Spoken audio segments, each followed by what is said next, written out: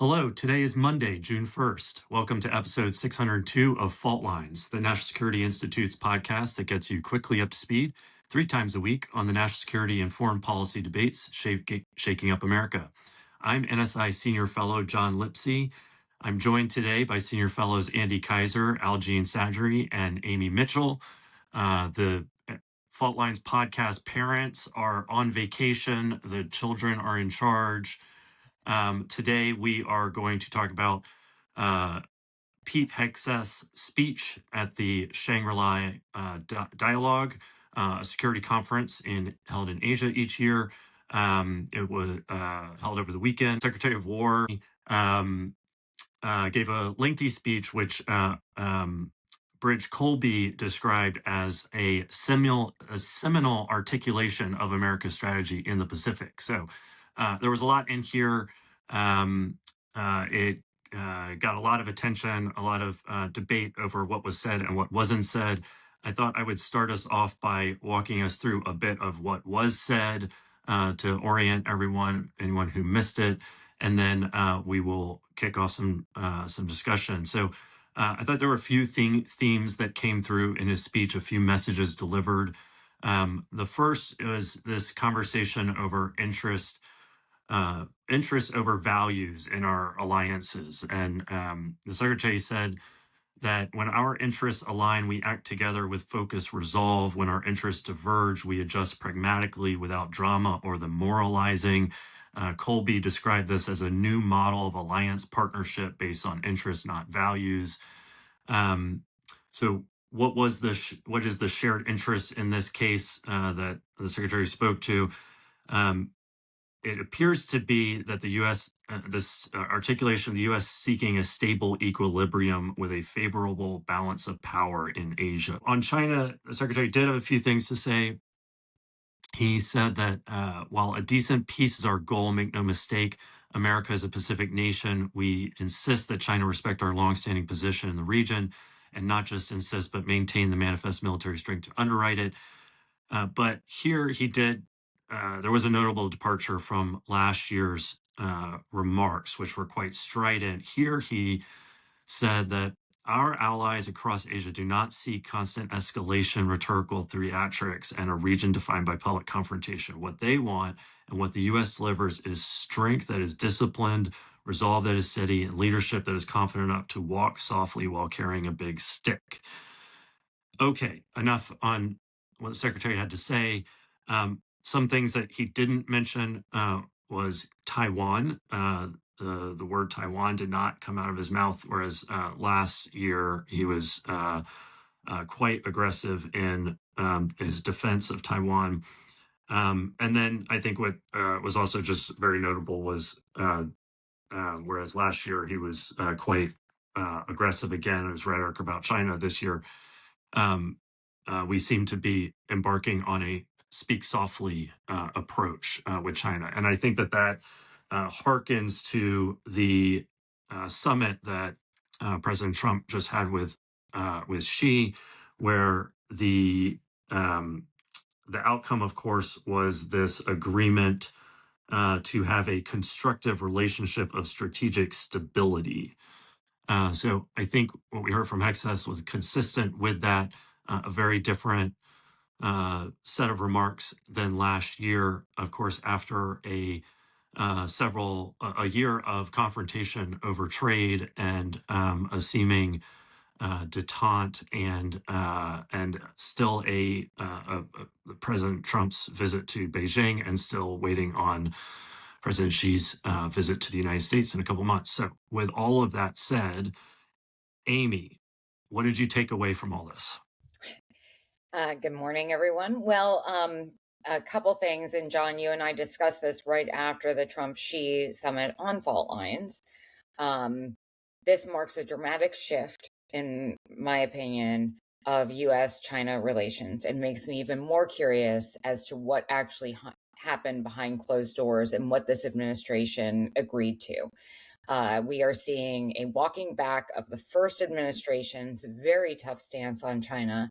We are now seeing a more conciliatory tone towards China. If what you just quoted is actually kind of the outcome. This is a change in US policy. This is a change towards Taiwan. This is a change towards China, and basically cedes a lot of ground to China in the Indo Pacific specifically, but globally as well. And you can compare and contrast this with Xi's summit like a week and a half later with President Putin, where they signed 20 agreements and treaties talking about good neighborliness and how the two of them are going to work together to combat the United States. And now we have the Defense Secretary, out there in the Indo Pacific basically concurring. So this should be a real concern for our allies in the region, our allies around the world. And then just touching very briefly on the burden sharing, i.e., transactional nature of this second administration, I think that this is underscoring how many munitions, how much we have used with the war in Iran, which, by the way, has only been 13 weeks. But that is 7 weeks longer than it was actually supposed to be. And we are now seeing this shift, much as we did with Ukraine, saying, hey, we can't carry this. And they're not saying the real reason. If I was a conspiracy theorist, I would say we are burning through our munitions.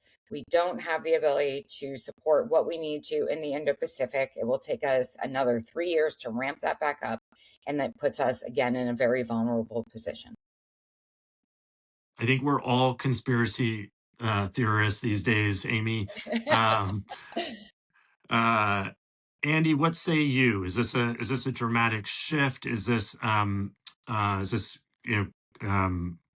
driven by hard realities of what our industrial base capacity is? Is this an outcome of supporting Ukraine and Iran? What make you of the burn sharing emphasis from the secretary?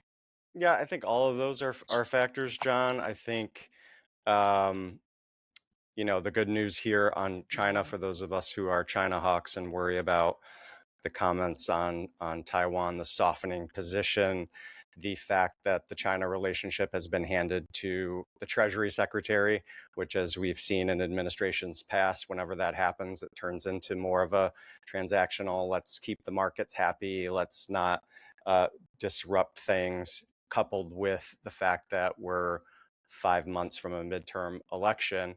But the president and the Secretary of War don't have the only say on U.S.-China policy, right? So Congress will have a say here. Our allies will have a say. We mentioned the burden sharing. To me, the burden sharing conversation is just an extension of the browbeating of NATO for the first Trump administration, and then the first year and a half of the second Trump term extends out to our our allies and partners in Asia. I do want to mention what Japan has been doing, John, because I think it's significant on this front. So people forget here in the US, I think sometimes, but Japan is still the fourth largest economy in the world. They have reinterpreted their constitution to allow for more of a defensive position in the Asia Pacific, which is important. Just last week, they created for the first time their own domestic intelligence bureau, which I think is extremely important because, frankly, the Chinese have been, scooping up and stealing and conducting espionage in a very aggressive way in Japan, like they do all around the world. But Japan, unfortunately, didn't have all the tools it needed to combat that. So I was pleased to see that they're working towards their 2% GDP spending on defense.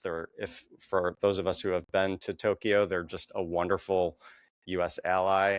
We have an important intelligence sharing partnership with them. I think of them as like the Five Eyes plus one. If they spoke English, I think they would be in the Five Eyes. So they've been doing it the right way. Sort of conversely, though, I do worry about actually our India relationship, that all of the browbeating on trade has put India in a weird position, in an unhelpful position on China. So in the first Trump administration, I think they had done a good job of creating the Quad, sort of slowly bringing them along.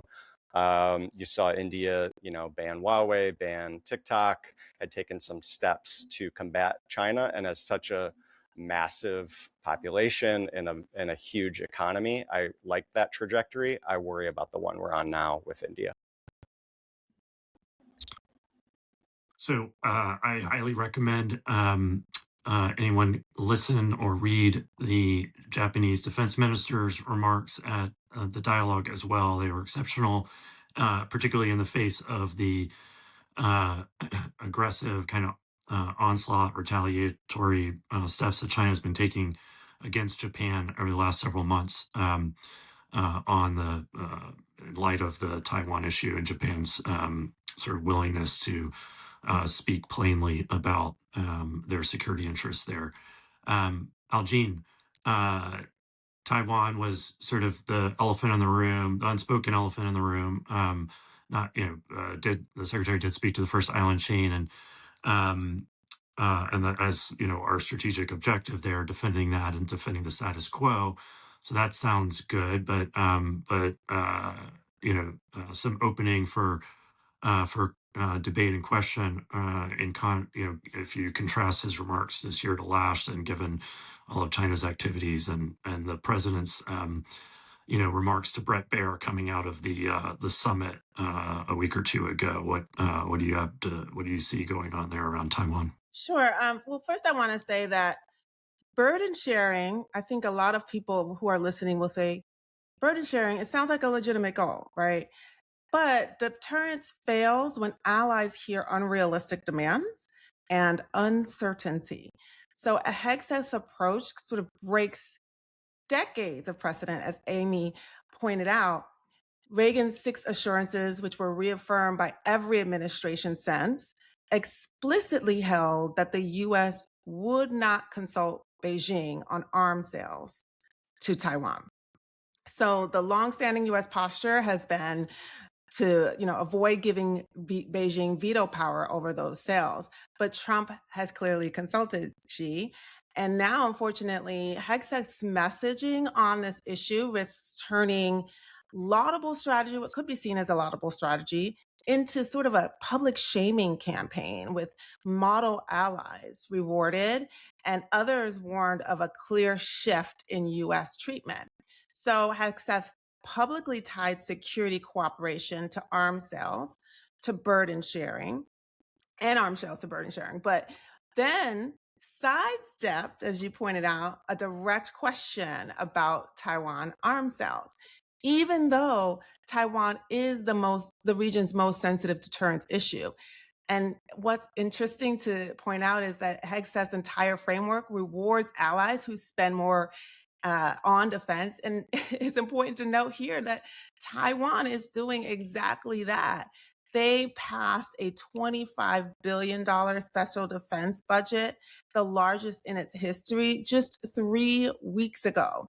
And that was largely to buy U.S. arms, right? And so it's roughly 2.8% of its GDP. And if you kind of combine the regular defense budget that Taiwan has, which is about 2.4%, with the $25 billion special package, Taiwan is arguably spending more in the direction of Hegseth's 3.5% target than most of the 10 nations that he praised by name.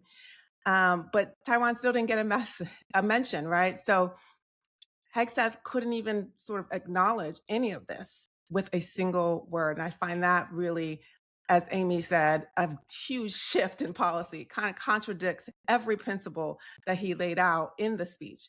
So if 3.5% GDP spending gets you to the front of the line, as he said in the speech, on arms, what does Taiwan have to do, right? You can't say deterrence is urgent while leaving Taiwan aid politically negotiable. And again, I think it's really important to note that the administration is sitting on a $14 billion arms package for Taipei, while Trump openly described arms sales to Taiwan as a bargaining chip in negotiations with Xi. And so it's really a huge shift, as Amy said. Other presidents have argued over the size, maybe the timing, the type of packages, but the broader convention was that arms sales flowed from the U.S. law and deterrence and logic. And now we're looking at Beijing as an arbiter of those sales. So it's really interesting that because Beijing, raised objections during the summit, now Washington is now sort of changing its posture, and it's a major shift. And that shift in approach matters, not just because arms sales and security cooperation are important, but because our allies are going to see this as a major step back and really are going to be concerned about America's reliability and whether or not we are a stable and reliable partner in the region. Yeah, I think there's a big difference between Hegseth's his concern around rhetorical theatrics, speak softly instead of rhetorical theatrics. There's a big difference between that and speaking honestly and openly about the matters at hand and our defense of Taiwan and our relationship there. The other thing that you rightly point out is that if our strategy of denial is going to be built around hard power and capabilities and burden sharing by allies, this package for Taiwan certainly looms very large in that respect. I think that's a wrap. I just have one point to Algene and to Andy's points very quickly. I think for those of us who are China hawks and who have been watching this, we kind of thought wrongly, it looks like now, that the Indo-Pacific allies were kind of safe from what was happening around the rest of the world. And this marks that, nothing is safe. And I think if I was China, ROK, India, as Andy pointed out, there should be real concerns moving forward about how this works. I think this arms package for Taiwan and what its future holds and whether it goes through and in what form and the like will, I think, do a lot to answer or resolve some of these questions and concerns or exacerbate them and inflame them. So we shall see. That's a wrap, folks. Thanks to Grace Trice, Claude Jennings, and the NSI staff for their help in producing today's episode. Join us on Wednesday, June 3rd, for another episode of Fault Lines, the National Security Institute's podcast that gets you smart, fast on national security and foreign policy debates, shaking up America. We're on YouTube, so check out our channel for a video of today's episode. If you like what you heard or saw, be sure to rate, review, and subscribe.